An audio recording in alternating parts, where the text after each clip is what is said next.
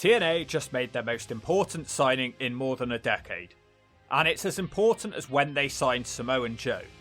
You can keep your Dolph Ziggler. This signing is going to lead TNA back to relevancy and has potential to relaunch the company. Now, comparing someone to Samoa Joe is obviously massive shoes to fill, and not because he's fat. Actually, this new signing is far from fat. But his signing is comparable to Joe's in many ways, and I'll guide you through why he's so important in this short video. But first, let me introduce you to Alexander Hammerstone. Well squad, we've finally done it. For the last few years, I have been yelling in the wind that TNA need to sign this guy. I have been telling anybody who would listen that he would be my top pick in wrestling. I actually thought that the moment had passed and he had become too big of a talent for TNA to be able to sign. When he wrestled on their recent pay-per-view and had match of the night, I expected this to just be a one-off appearance. I'm just so happy because this is a perfect signing. There's literally no fault. Hammerstone has signed for TNA for a guaranteed year with an option for another year. It's nice to talk about something positive with TNA when it comes to all the negative press they've been getting lately. Hammerstone is not a small-time signing for them. He wouldn't have been cheap. He would have had interest from the big boys. So this should give us a bit of hope that talks of financial cuts in TNA were overstated. It's actually inspirational that they've got him, and that's my first point. A signing of this magnitude coming to TNA for more than a one-off match is something to get fans invested in the product. The company isn't about to die if they can make a signing like this one, and someone this talented with such an upside signing with TNA gives us more confidence in the brand. Who could have been responsible for this deal? They need to give themselves a reverse punch to the gut. Whoever they are, they won't need any umbrellas outside, because they're not going to be getting showered in bird turd anytime soon. This signing gives me hope that this company is still trying. Well, I was sat here in disbelief that they pulled this one off. How? Well, the story is that TNA originally wasn't going to make an offer because they assumed that AEW was going to make him an offer. But either that offer never came, or it just wasn't good enough, and Scott D'Amore got talking to Hammerstone. D'Amore was close to finalising a deal with Hammer, but right around that time that the deal was going through, D'Amore got fired as the TNA president. It seemed like the TNA deal was now off the table. But a few weeks passed and Tommy Dreamer was able to contact Hammer and tell him that TNA owners Anthem was still incredibly interested in signing Hammerstone, and he was a top priority to them. So there's a spot of good press for Anthem for once. Now you might have thought that my comparisons with Samoa Joe earlier are silly, so let me explain. Hammerstone is not an indie geek. Nobody else looks like him.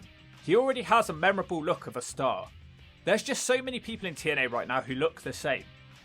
Samoa Joe was also somebody who really stood out on that TNA roster at the time, because nobody else looked like him. Yeah, he was fat, but at the same time he looked like a killer. He had a distinct look that got people talking. Hammer will also get people talking. Joe stood out in a sea of mediocrity, and so will Hammer.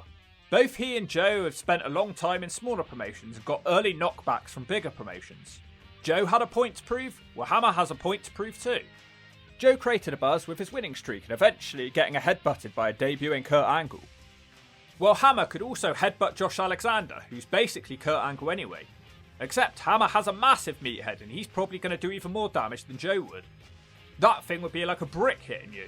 For a long time, Hammer has been billed as one of the top wrestlers outside of major companies, similar to Joe again at the time. Hammer is just a different breed to the entire roster, much like Samoa Joe was a half-breed. And he's no half-breed. He is a half-breed Samoan. I know purebred Samoans, and he is half-bred. Hammerstone can drive this whole roster forward and push them to be better. Having someone like him around will help the current roster too. He will know how to train better and get in good shape and how to look like a star instead of an indie geek. He already has experience as a locker room leader in Major League Wrestling. A character like him will be invaluable behind the scenes. The key to all of this is finding the right opponent to be building around. Maybe that'll be Josh, maybe it won't, but if it is Josh, they seem to be shooting their load quickly as this will be the second time they've faced in TNA. But think about a feud between Hammerstone and Moose. Wow, it will actually feel like a proper main event. The issue is going to be the lack of credible opponents. I don't want to see him losing to X Division wrestlers, he's better than that. I actually hope he comes in with a little bit of a chip on his shoulder. When everybody gets their own way, nobody gets over. He needs to walk straight up to the little rascals and beat them down in a handicap match. He needs to kick Edwards in his slapnuts, and Brian Myers can go down to the Nightmare Pendulum. None of these people are stars. TNA has pushed them for years. For years, I say. What good has it done? This is a new direction that I fully endorse. You can have a main event scene of Hammerstone, Moose, Ziggler, Josh Alexander, Steve Macklin, and I guess eventually Jake something. Let's have these guys actually feel like a separate division. That isn't terrible. I do think it needs maybe one more credible addition. TNA could get Richard Holiday. That would be 2/3 of MJF's former faction. To be honest, I'm shocked they haven't gone to AEW and done that storyline, which pretty much wrote itself. Now, it's no secret that I don't enjoy modern wrestling as much as the old stuff, and I think that's a bit to do with my short attention span. The athletes are so much better nowadays, but I struggle with the long matches. But one match I didn't struggle with was Hammerstone's recent match with Alexander on pay-per-view. Were the kickouts a bit too much? Yeah, for sure, it got a bit silly. But that was the best heavyweight match I've seen in years, and it didn't even have a damn storyline. Now imagine what Hammerstone could do with a credible storyline. This truly is an incredible signing. Dolph was a good one for sure, but what has he changed for TNA? He's just another old guy who some people may even be tired of seeing at this point. He's not doing anything different as far as I'm aware. Hammerstone is a fresh face who instantly slots into the main event scene without the need of being built up. TNA fans have seen him once now and they can buy him at the top of the card already. It's a done deal.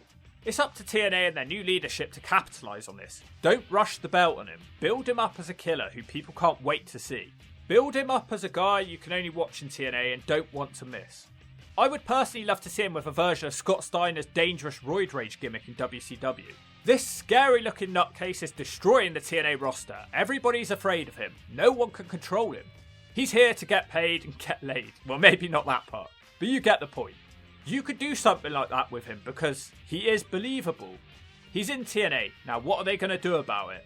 He has mainstream potential, so have him do something crazy that will get some YouTube views. It's all well and good signing a star, but you need to announce to the world that he's on your show. People already have trouble finding this show. Having a simple wrestling match isn't going far enough. And guess who else is a massive fan of his? Jim Cornette. Loads of people watch his show, and Cornette talking up the TNA show could help.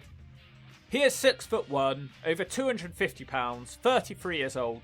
He's won 2 belts in MLW, and he had the company built around him. He usually wrestles as a face. I'd actually like to see him do a bit of heel work, but I guess it depends what TNA needs more of at the time. His matches are filled with crazy power moves, and his Nightmare Pendulum finisher is one of the best around today. He will next appear on the TNA pay-per-view Sacrifice, which is coming up this week. He once again faces Perk Alexander in what is sure to be a great match. If you aren't a fan of the modern wrestling style, you'll probably still find enjoyment in this match. Hell, seek out their last clash too, it was great. Alexander Hammerstone is the most important signing TNA have made since Kurt Angle and Samoa Joe, because they really needed a guy like him, and I am so happy that TNA have managed to finally hammer out a deal. Big miss by AEW though.